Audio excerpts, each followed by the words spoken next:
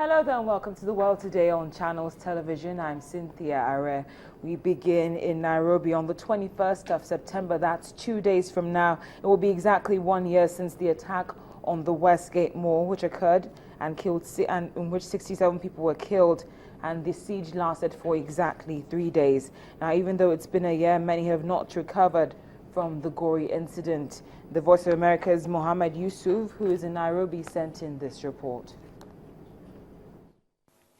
All is quiet at the now empty Westgate Mall.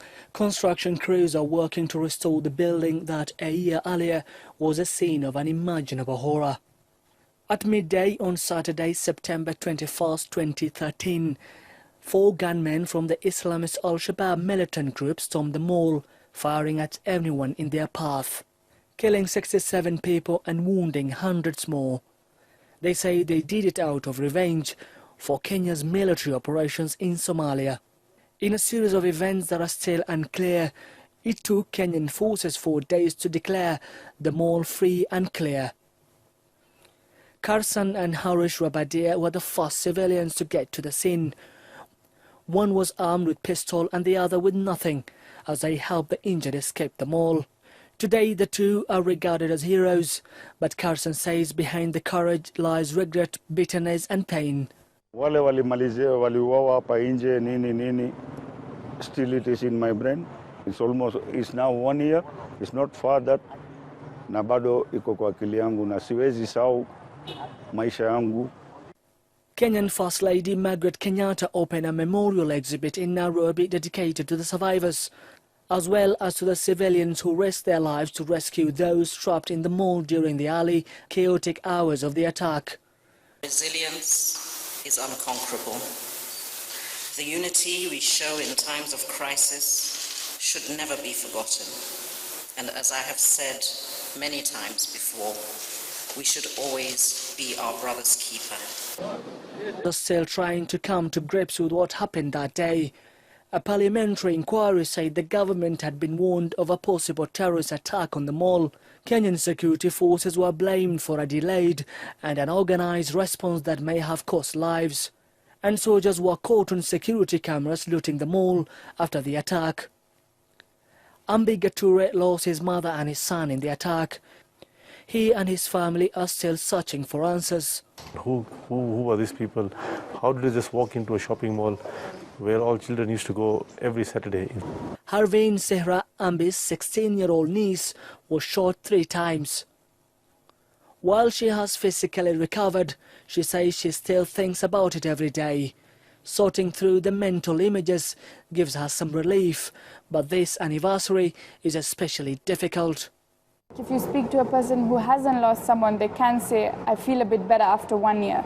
But for us, it's still the same because we lost someone.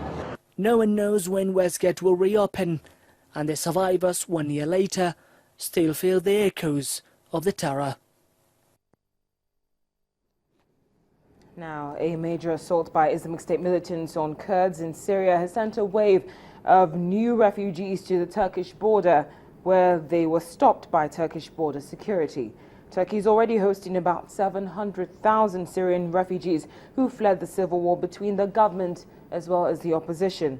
But the government in Ankara has a history of strained relations with Turkey's Kurdish minority. It also fears the infiltration of Islamic State fighters across its border with Syria. Atika Hoke of the VOA was there and has this report. Thousands of villagers fled to the Turkish border on Thursday after Islamic State militants seized about 20 villages in Syria's Kurdish region in the north. Turkish security forces blocked their attempts to cross and seek shelter among their brethren. Turkish soldiers clashed with local Kurds who had come to help their relatives from Syria.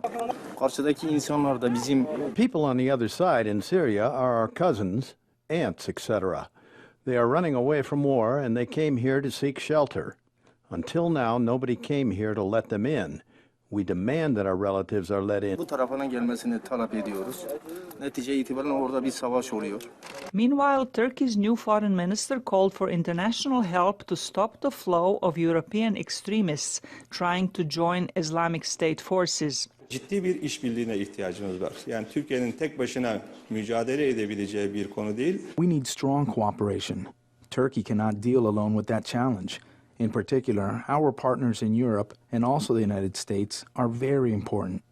And today we want to intensify our cooperation with Germany. Örgüt ve ülkelerle de 15 suspected IS supporters were arrested in Australia this week. Well, that's the intelligence that we received, the exhortations, quite direct exhortations, were coming from an Australian who is apparently quite senior in ISIL to networks of support back in Australia to conduct demonstration killings here in this country. The United States is conducting air raids on militant positions in Iraq and said it will extend them to Syria if necessary.